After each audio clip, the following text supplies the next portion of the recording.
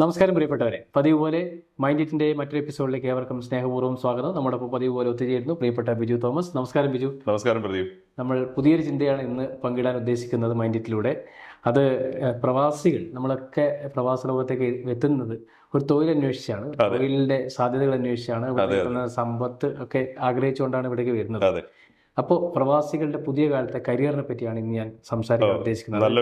നല്ലൊരു വിഷയമാണ്. കരിയർ ഒരു സ്പെഷ്യലിസ്റ്റാണ്, അതുകൊണ്ട് ഇതിനെപ്പറ്റി സംസാരിക്കാൻ. നമ്മുടെ പുതിയ കാലത്തെ പ്രവാസികൾ എങ്ങനെയാണ് കരിയറിൽ മുന്നേറേണ്ടത് എന്നതാണ് ചോദ്യം. അതിനെപ്പറ്റി ആദ്യം ഒന്ന് സൂചിപ്പിച്ചാൽ. അതെ, അപ്പോൾ ഇതിനെപ്പറ്റി പറയുമ്പോൾ നമ്മള് എക്സ്പാട്രിയേറ്റ്സ് ഇവിടെ നമ്മളെല്ലാം ജോലി തേടി വന്ന ആൾക്കാരാണ്. നേരത്തെ വരുന്ന മാതിരിയുള്ള പ്രൊഫൈലുള്ള ആൾക്കാരല്ല ഇപ്പം വരുന്നത്. പക്ഷെ എന്നിരുന്നാലും സാധാരണ രീതിയിൽ നമ്മൾ ഫോർ എക്സാമ്പിൾ നമ്മളിപ്പോൾ നാട്ടിലൊരു അക്കൗണ്ടൻസി പഠിച്ചു. അപ്പൊ ഇവിടെ നമ്മളൊരു അക്കൗണ്ടന്റ് ആയിട്ട് ജോലി കിട്ടാൻ വേണ്ടി ആൾക്കാർ വരുന്നു. അല്ലെന്നുണ്ടെങ്കിൽ നമ്മളൊരു എഞ്ചിനീയറിംഗ് പഠിച്ചു, ഇവിടെ ഒരു എഞ്ചിനീയർ ആയിട്ട് ജോലി കിട്ടാൻ വേണ്ടി വരുന്നു. ഇതൊക്കെയാണ് നമ്മൾ പഠിച്ച മേഖലകളിൽ നമുക്ക് ജോലി കിട്ടണമെന്നാണ് സാധാരണ എല്ലാവരുടെയും ആഗ്രഹം. എനിക്ക് തോന്നുന്നു പ്രദീപ്, നമുക്ക് എല്ലാവർക്കും അതാണ് ആഗ്രഹം. പക്ഷെ ഇത് പലപ്പോഴും സാധിക്കാറില്ല എന്നുള്ളതാണ്.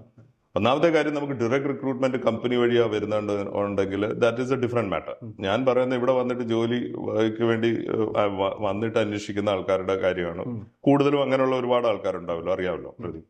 അപ്പൊ നമ്മൾ സാധാരണ രീതി നമുക്ക് കിട്ടാത്ത ജോലിയാണ്, നമുക്ക് എന്തെങ്കിലും ജോലി കിട്ടിയാൽ മതി എന്ന് ഓർത്തിട്ട് നമ്മൾ 1-2 മാസം ഇവിടെ അലഞ്ഞിട്ട് അവസാനം നമ്മൾ കിട്ടുന്ന ജോലിയിൽ കയറും. അപ്പൊ ഇത് ശരിയാണോ തെറ്റാണെന്ന് വെച്ചാൽ ഇത് ശരിയായ നടപടിയല്ല. പക്ഷെ നമുക്ക് ചിലപ്പോ വേറെ വഴിയില്ലാത്തത് കൊണ്ട് അത് ചെയ്യാവുന്നതാണ്. പക്ഷെ എന്നിരുന്നാലും നമ്മൾ ഈ കിട്ടുന്ന ജോലി നമ്മൾ ആത്മാർത്ഥമായിട്ട് ചെയ്യുകയും അതിനോടൊപ്പം തന്നെ നമ്മൾ ആലോചിക്കേണ്ടത് എങ്ങനെ അവിടെ നിന്ന് നമുക്ക് വളരാം എന്നുള്ളതാണ്. സാധാരണ രീതിയിൽ കണ്ടുവരുന്നത് എന്താണെന്ന് വെച്ചാൽ, നമ്മൾ ആദ്യം ഒരു ജോലി കിട്ടിക്കഴിഞ്ഞാൽ നമ്മൾ ആ ജോലിയിൽ ഒരു 20 വർഷം അതേ സീറ്റിൽ അതേ ചെയ്യുന്ന പ്രവൃത്തി അതുപോലെ തന്നെ ചെയ്യുന്ന ഒരു പ്രവണതയാണ്. പ്രദീപിന് പല ആൾക്കാരും നോക്കും. ഞാനൊരു 25 വർഷം മുമ്പ് ഒരു അക്കൗണ്ടന്റ് ആയിട്ട് വന്നു. അപ്പൊ ഞാൻ ഇപ്പോഴും അക്കൗണ്ടന്റ് ജോലി, അതേ സെയിം ജോലിയാണ് ചെയ്യുന്നത്. ഇത് ശരിക്കും ശരിയായ രീതിയല്ല. വളരെ കംഫർട്ടബിൾ സോണാണ്.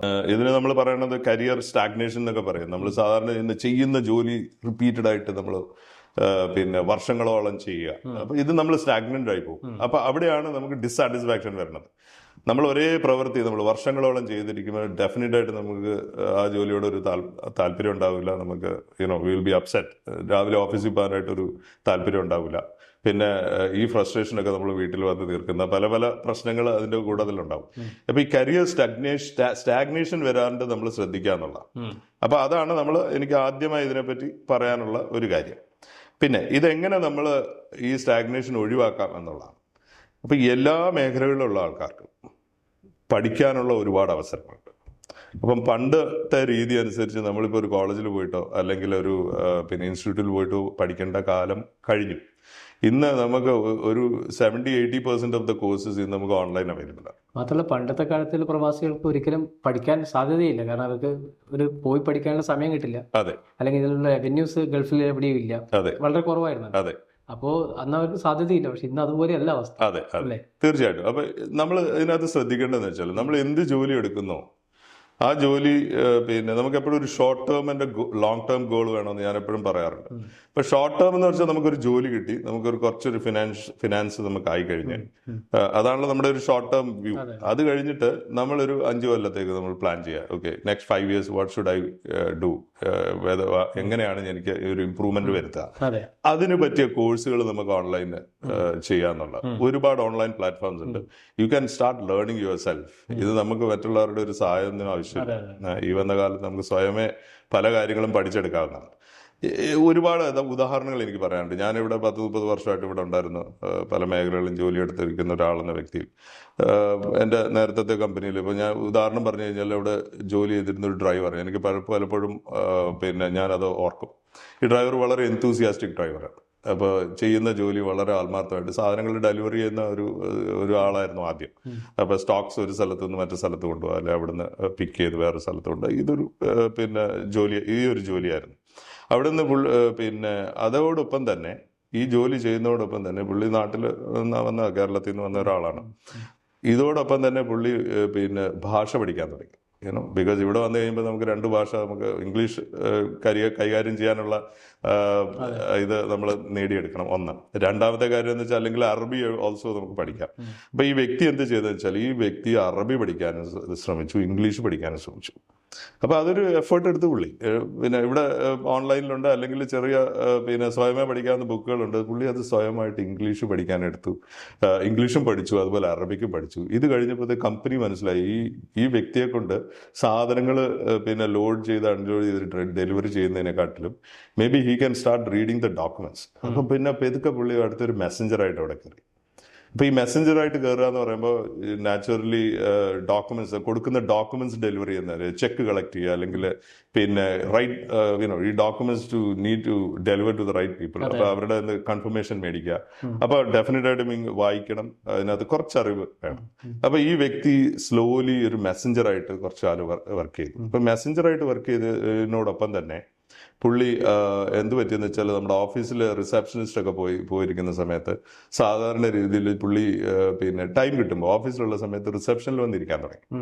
ഇപ്പൊ റിസപ്ഷനിൽ വന്നിരിക്കുമ്പോൾ ഇരിക്കാൻ തുടങ്ങിയപ്പം ഓഫ് കോഴ്സ് അതിന് പിന്നെ കസ്റ്റമർ ഹാൻഡ്ലിംഗ് ഒരു ചെറിയ സ്കില്ല് വേണം. അപ്പൊ വളരെ പ്ലീസിംഗ് ആയിട്ട് ആൾക്കാരുടെ അടുത്ത് ഹാൻഡിൽ ചെയ്യാൻ തുടങ്ങി. പിന്നെ ഈ പുള്ളിക്ക് ഭാഷ കൈകാര്യം ചെയ്യാൻ അറിയാവുന്നതുകൊണ്ട് ഇംഗ്ലീഷ് സംസാരിക്കാൻ തുടങ്ങി. അങ്ങനെ ഇരിക്കുമ്പോൾ ഈ മെസ്സഞ്ചർ ജോലിയിൽ നിന്നും പുള്ളി അതൊരു സ്ലോലി ഒരു റിസപ്ഷനിസ്റ്റ് ആയിട്ട് മാറാൻ തുടങ്ങി. അപ്പൊ ഞാൻ പറഞ്ഞു വന്നത് വേറെ ഒന്നുമല്ല, ആ വ്യക്തിയുടെ ഒരു എന്തൂസിയാസം, പഠിക്കാനുള്ള ഒരു താല്പര്യം. അപ്പൊ നമ്മൾ അവിടെ അത് അല്ലെങ്കിൽ ആലോചിച്ച് നോക്കും, മറ്റു പല ഡ്രൈവേഴ്സ് ഇവിടെ വർഷങ്ങളോളം ഡ്രൈവർ പണി എടുക്കുന്ന ആൾക്കാരുണ്ട്. പ്രതിദിനം അറിയാമായിരിക്കും, 10-15 വർഷമായിട്ട് എന്താണ് ജോലി? ഡ്രൈവർ മാത്രം.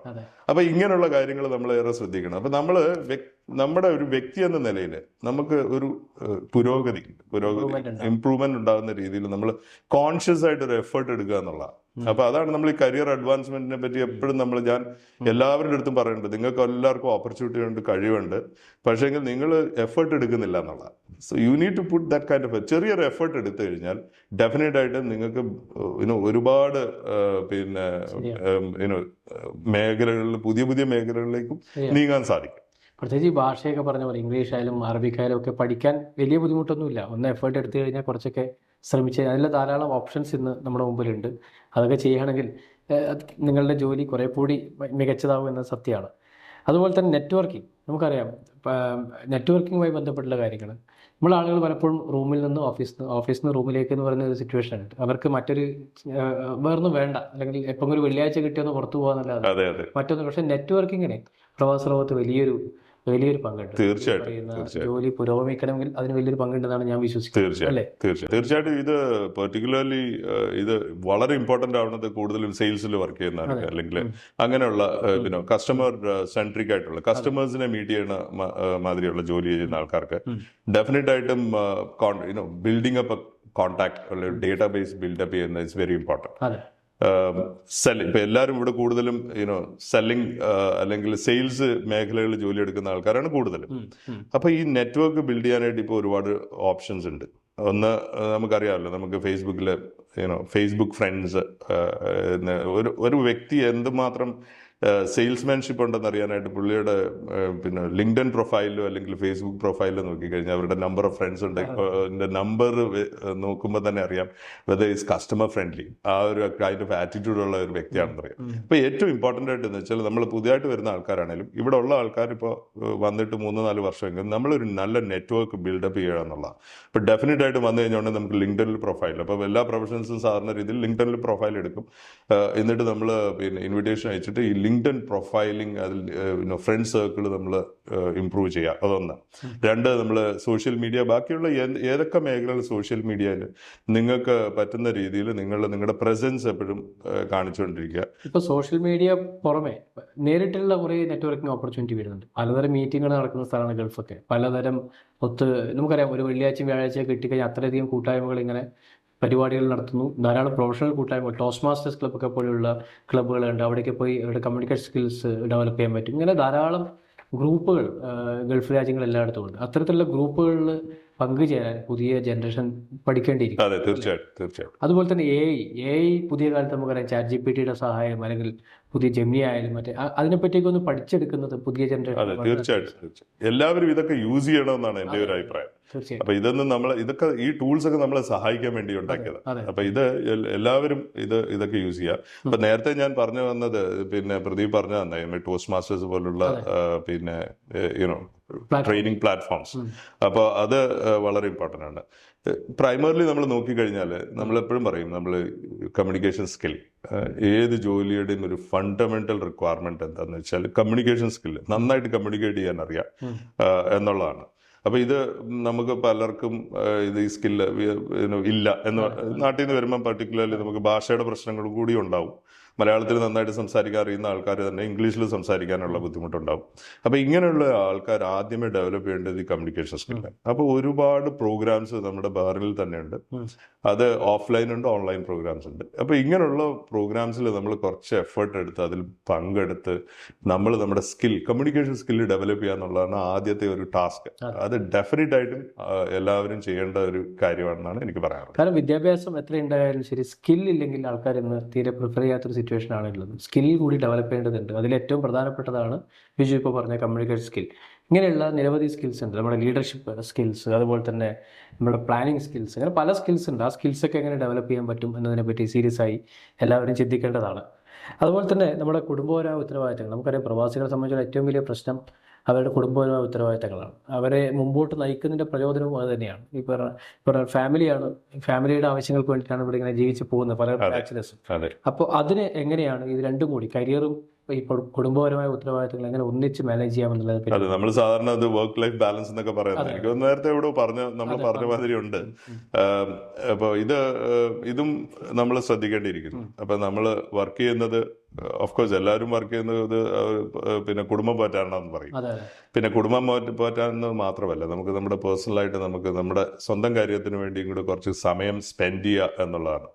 അപ്പോൾ അത് എല്ലാവരും ശ്രദ്ധിക്കണം. അപ്പോൾ ഞാൻ നേരത്തെ പറഞ്ഞ മാതിരി നമുക്ക് വേണ്ടി കുറച്ച് സമയം മാറ്റിവെക്കുക, നമുക്ക് വേണ്ടി കുറച്ച് കാര്യങ്ങൾ ചെയ്യുക, കുടുംബത്തോടൊപ്പം തന്നെ ഇതും വളരെ ഇമ്പോർട്ടൻ്റ് ആണ്. അപ്പോൾ അത് എങ്ങനെ ബാലൻസ് ചെയ്യുന്നുള്ള കാര്യമാണ് വെരി ഇമ്പോർട്ടൻറ്റ്. അല്ലെന്നുണ്ടെങ്കിൽ നമുക്ക് 24/7 ഇവിടെ പല ആൾക്കാരും എനിക്കറിയാം 8 മണിക്കൂറൊന്നും അല്ല, 8 കഴിഞ്ഞിട്ട് പിന്നെ 10 മണിക്കൂറാവും, 12 മണിക്കൂറാവും, പിന്നെ വർക്ക് വീട്ടിൽ കൊണ്ടുവന്നിട്ട് വർക്ക് ചെയ്യുന്ന ആൾക്കാരുണ്ടാവും. ഇവരുടെയൊക്കെ കുടുംബജീവിതത്തിൽ പല പല പ്രശ്നങ്ങളുണ്ടാവും. അത് കൂടുതലും ഈ വർക്ക് വീട്ടിലേക്ക് കൊണ്ടുവരുന്ന പ്രശ്നങ്ങൾ, പിന്നെ ഓവർ വർക്ക് ചെയ്യും, ടയേർഡാവും, ഇങ്ങനെയൊക്കെ ഉള്ള ഒരുപാട് പ്രശ്നങ്ങളുണ്ട്. ഇങ്ങനെയുള്ള ആൾക്കാർ ഒന്നുകൂടെ ഒന്ന് ആലോചിച്ചിട്ട് എങ്ങനെ ഇത് ബാലൻസ് ചെയ്യാമെന്നുള്ളത് വളരെ കെയർഫുൾ ആയിട്ട് നമ്മളൊന്ന് അനലൈസ് ചെയ്തിട്ട് അതുപോലെ നീങ്ങേണ്ടതായിരിക്കും നല്ലത്. അതുപോലെ തന്നെ ഗൾഫിൽ നിൽക്കുമെന്ന് വേണ്ട മറ്റൊരു കാര്യം, ഒരു മെന്റർഷിപ്പ് വേണം. മിക്കവർക്കും അത് ഇല്ല എന്നാണ് തോന്നുന്നത്. അത് മെന്റർ എന്ന് ഉദ്ദേശിക്കുന്ന ഒരു ഉപദേശകൻ അല്ലെങ്കിൽ ഒരു ഉപദേഷ്ടാവ്, എങ്ങനെയാണ് മുമ്പോട്ടേക്ക് പോകേണ്ടത്, എക്സ്പീരിയൻസ് ഉള്ള ആളുകൾ, അങ്ങനെയുള്ള ആളുകളെ തേടി കണ്ടുപിടിക്കുന്നത് ഏറ്റവും ബെറ്റർ ആയിരിക്കും. യൂത്തിന് അത് ആവശ്യമാണെന്നാണ് എൻ്റെ ഒരു അഭിപ്രായം. അതെ, തീർച്ചയായിട്ടും പ്രദീപ. അത് പിന്നെ നമ്മളൊക്കെ ഈ മേഖലകളിൽ വർക്ക് ചെയ്യുന്ന ആൾക്കാരാണ്. നമ്മൾ കുട്ടികൾക്ക് മാത്രമല്ല, മുതിർന്നവർക്കും അവരുടെ കരിയർ സ്റ്റക്കാണെന്ന് ഇരിക്കട്ടെ. പല ആൾക്കാരും, ഇവിടെ മെജോറിറ്റി ഉള്ള ആൾക്കാരും കരിയർ സ്റ്റാഗ്നന്റ് ആണ്. അവർക്ക് എന്ത് ചെയ്യണമെന്ന് അറിയില്ല, ചെയ്യുന്ന ജോലിയിൽ ഒരു അഭിവൃദ്ധി ഇല്ല, ഒരു പ്രൊമോഷൻസ് ഇല്ല. അപ്പൊ എന്ത് ചെയ്യണമെന്ന് അറിയാണ്ട് ഈ സ്റ്റക്കായിട്ടിരിക്കുന്ന ആൾക്കാർ ഡെഫിനറ്റ് ആയിട്ട് ഒരു മെന്ററിന്റെ സഹായം തേടേണ്ട ആവശ്യമാണ്. ഇപ്പൊ മെന്റർ എന്താണെന്ന് ചോദിച്ചാൽ അവരുടെ സ്കില്ലൊന്ന് അളക്കും. ആദ്യമേ അവരുടെ എന്ത് തരം സ്കില്ലാണ് ഈ പേഴ്സൺ ഉള്ളതെന്നുള്ളത് അളന്നിട്ട് നിങ്ങൾക്ക് പിന്നെ പറ്റിയ ഉപദേശങ്ങൾ തരാൻ പറ്റിയ മെന്റേഴ്സ് നമുക്ക് ഇവിടെ ഉണ്ട്. കരിയർ ഡെവലപ്മെന്റ് പിന്നെ പ്രോഗ്രാംസ് ഉണ്ട്, കരിയർ ഡെവലപ്മെന്റ് പ്രോഗ്രാംസ് ഉണ്ട്. ഇങ്ങനെയുള്ള പ്രോഗ്രാംസിൽ പങ്കെടുക്കുക, അതേപോലെ ഇങ്ങനെയുള്ള മെന്റേഴ്സിന്റെ അടുത്ത് സംസാരിക്കുക. അപ്പൊ നിങ്ങൾക്ക് ഒരു ഡിറക്ഷൻ കിട്ടും. എവിടെയാണ് നമുക്ക് തെറ്റുപറ്റിയ, അല്ലെങ്കിൽ എവിടത്തേക്കാണ് നമുക്ക് പോകേണ്ടത്, what is the next step, എന്താണ് അടുത്ത ഡയറക്ഷൻ, അല്ലെങ്കിൽ ഇനി ഏത് കോഴ്സാണ് ചെയ്യേണ്ടത്, ഇങ്ങനെയൊക്കെയുള്ള കാര്യങ്ങളിൽ അഡ്വൈസ് എടുത്തിട്ട് മുന്നോട്ട് പോയി കഴിഞ്ഞാൽ വളരെ നന്നായിരിക്കും. ഞാൻ നമ്മൾ രണ്ടുപേരും പറഞ്ഞൊരു കാര്യം, നമ്മൾ ദീർഘകാലത്തെ പറ്റി ചിന്തിക്കണം എന്നുള്ളതാണ്. ഷോർട്ട് ടേം ആയി ചിന്തിച്ചിട്ട് കാര്യമില്ല. നമ്മളിവിടെ വരുന്നത്, നമ്മുടെ ലക്ഷ്യങ്ങൾ ക്ലിയർ ആണ്. ഇങ്ങോട്ട് വരുന്നത് ജോലി എടുക്കാനും അതിൽ നിന്ന് സമ്പത്ത് ഉണ്ടാക്കാനും അത് നാട്ടിൽ നല്ല നിലയിൽ കുടുംബത്തെ കൊണ്ടുപോകാനാണ് മിക്കവരും, 80% ആളുകളും വരുന്നത്. അതിപ്പം ബിസിനസ്സിലായാലും ശരി, ജോലി എടുത്താലും ശരി, ഇതാണ് നമ്മുടെ ലക്ഷ്യം എന്ന് പറയുന്നത്.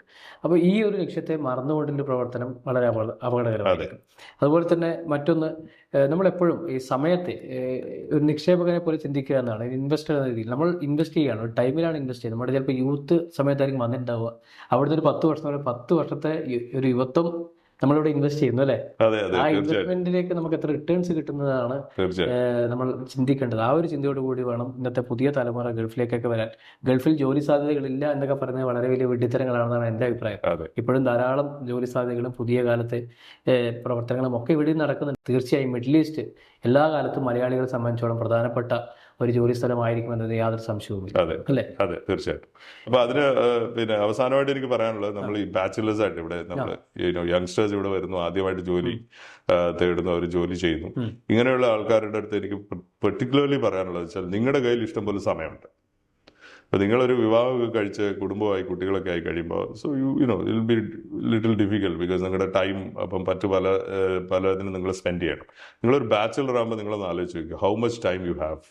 അപ്പം are you really utilising the time properly എന്നുള്ള കാര്യം നിങ്ങൾ സ്വയമേ ഒന്ന് ചിന്തിക്കണം. 24 hours നിങ്ങൾ ജോലി കഴിഞ്ഞിട്ട് നിങ്ങൾ എത്ര ടൈമാണ് എൻ്റർടൈൻമെൻറ്റിന് വേണ്ടി ചിലവഴിക്കുന്നത്. അപ്പോൾ അതൊരു പേഴ്സണൽ ഗ്രോത്തിന് വേണ്ടി ഒരു സർട്ടൻ എമൗണ്ട് ഓഫ് ടൈം, ഒരു 1-2 മണിക്കൂർ ഒരു ദിവസം നിങ്ങൾ മാറ്റി വെച്ച് കഴിഞ്ഞാൽ ഡെഫിനറ്റ് ആയിട്ടും നിങ്ങൾക്ക് നല്ലൊരു അഭിവൃദ്ധി ഉണ്ടാവും. Gulf is a beautiful place to be and work. അപ്പോൾ ഇതാണ് എനിക്ക് അതിനെ പറ്റി പറയാനുള്ളത്. എന്തായാലും ഇന്ന് പുതിയ തലമുറയിലെ പ്രവാസ ലോകത്തേക്ക് വരുന്നവർക്ക് വേണ്ട ചില നിർദ്ദേശങ്ങളാണ് നൽകിയത്. ഇത്തരത്തിൽ നിങ്ങൾ പ്ലാൻ ചെയ്ത് മുമ്പോട്ട് പോയാണ് ഗൾഫ് ഇനിയും നമ്മുടെ വരുന്ന മലയാളികൾക്ക് വലിയൊരു ഭൂമികയായി തന്നെ തുടരുമെന്നാണ് ഞങ്ങളും ഉറപ്പ് നൽകുന്നത്. ഇന്ന് ഈ പരിപാടി ഇവിടെ അവസാനിക്കുകയാണ്. അടുത്ത ആഴ്ച മറ്റൊരു വിഷയവുമായി കാണാം. അതുവരേക്ക് നന്ദി, നമസ്കാരം. നമസ്കാരം.